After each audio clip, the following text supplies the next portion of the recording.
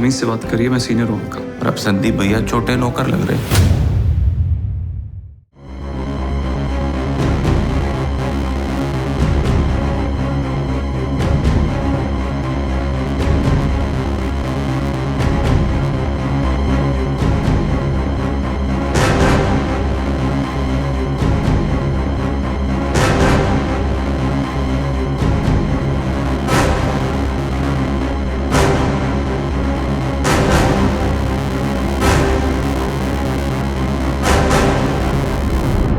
कानपुर में 17 साल का एक लड़का रोजाना की तरह करीब 3:30 बजे अपने घर से निकलता है।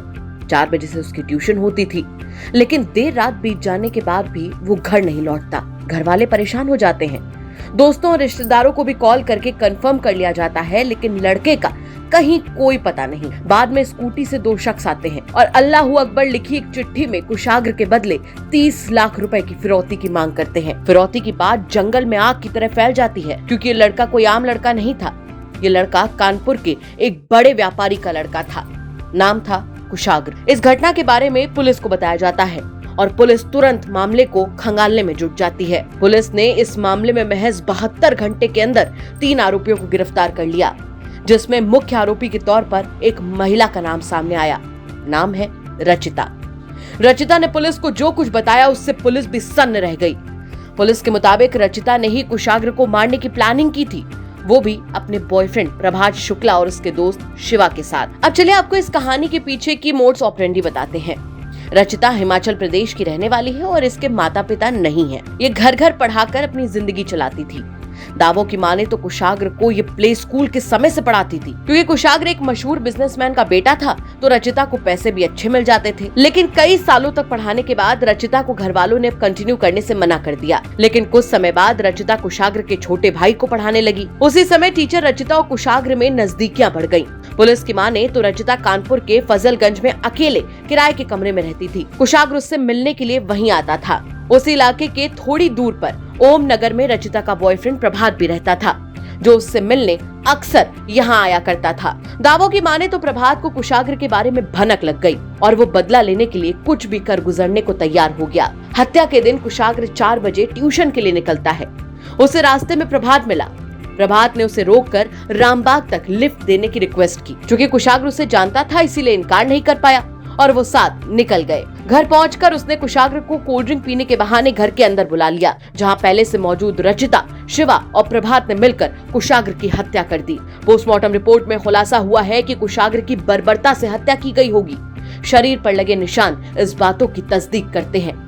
अब कहानी का फाइनल क्लाइमेक्स शुरू होता है। कुशाग्र की हत्या के बाद ये एक लेटर पर अल्लाहू अकबर लिखकर कुशाग्र के बदले 30 लाख रुपए की फिरौती की डिमांड रख देते हैं। सोचते हैं कि पुलिस मुस्लिम एंगल से जांच में जुट जाएगी और इन पर कोई भी शक नहीं करेगा। लेकिन इन्हें क्या पता था कि अपराधी कितना भी शातिर क्यों ना हो, गलती कर बैठता है। कुशाग्र के घर फिरौती की चिट्ठी देने के लिए जब प्रभात और उसका दोस्त शिवा पहुंचा, उसी समय सोसाइटी के एक गार्ड ने स्कूटी पहचान ली थी कि वो रचिता की स्कूटी है और रोज सोसाइटी में खड़ी रहती है। जांच जैसे ही शुरू हुई, गार्ड ने पुलिस को ये बात बताई और पुलिस ने तुरंत तीनों को गिरफ्तार कर लिया। एक दुखद घटना रायपुर में रिपोर्ट हुई थी, जिसमें एक 17 वर्षीय बच्चे के अपहरण किए जाने की सूचना परिजनों ने दी और बताया कि एक पत्र उनके यहाँ एक व्यक्ति स्कूटी से आया था और मुंह पे कपड़े बांधे हुए था, वो एक पत्र देकर गया है।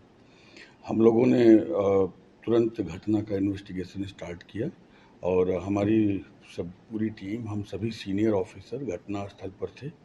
हम लोगों ने एक एक चीज़ों को पूरी रात एग्जामिन किया। घटना बहुत दुखद है और संबंधों के भीतर यह घटना जो है हुई अब तक की विवेचना में साफ हो रही है। रचिता जो कि शिक्षिका के रूप में इस बच्चे के घर में पढ़ाती रही हैं 2021-22 तक। रचिता के फियांसे प्रभात शुक्ला और उनके दोस्त आर्यन उर्फ अंकित, ये सारे लोग इस घटना में इन्वॉल्व हैं। लड़के को प्रभात शुक्ला रचिता के माध्यम से बुलाकर ले जाते हैं। लड़का स्वयं अपनी मर्जी से जाता हुआ दिखा। हमने घटना स्थल के पास जितने भी सीसीटीवी कैमरे थे, हमने सभी कैमरों की फीड ली है और हमने देखा है कि अभियुक्त आगे आगे और लड़का पीछे पीछे आराम से अपनी स्कूटी स्वयं खड़ी करके हेलमेट लगाए हुए जा रहा है। कमरे के भीतर 4:30 बजे के आसपास ये लोग प्रवेश किए हैं। वो एक स्टोर जैसा है और लगभग 35-40 मिनट के बाद अभियुक्त उससे बाहर निकलता है और बाकी वो स्टोर नुमा कमरा बंद रह जाता है। बगल में ही उस अभियुक्त का अपना भी कमरा है जहाँ पे वो रेंटेड अकोमोडेशन में रहता है। लड़की रचिता जो कि शिक्षिका थी वो भी वहीं पर बगल में है और आर्यन अंकित जो है वो वहाँ पे आया था। जैसा कि हमने जो डीवीआर लिया है और हमने 3 सीसीटीवी कैमरे जो कि स्पष्टतया सारी स्थिति को दर्शा रहे हैं उनको लिया भी है, संग्रहित भी किया है, परिजनों ने भी देखा है और साथ में वहाँ उपस्थित लोगों ने भी उसकी तस्दीक की है। उसकी टाइमिंग भी देखी गई है। लगभग 35-40 मिनट आने के बाद अभियुक्त उस कमरे में रहा है। उसके बाद उस कमरे में जाता हुआ कोई नहीं दिख रहा है, ऐसा प्रतीत हो रहा है सीसीटीवी फुटेजेस से। और प्रथम दृष्टया जो फॉरेंसिक टीम का परीक्षण दल वहां गया था उससे कि लगभग 4:30 बजे से लेकर के 5:15 के बीच में यह घटना कारित की गई है। 4:30-32 पर वहां पे जाने के साक्ष्य दिखाई देते हैं और बाद में जो लेटर दिया गया, जो डिमांड किया गया, उसका ऑब्जेक्टिव, उसका इंटेंशन, उसका मेंसरिया अभी हम लोग समझ रहे हैं।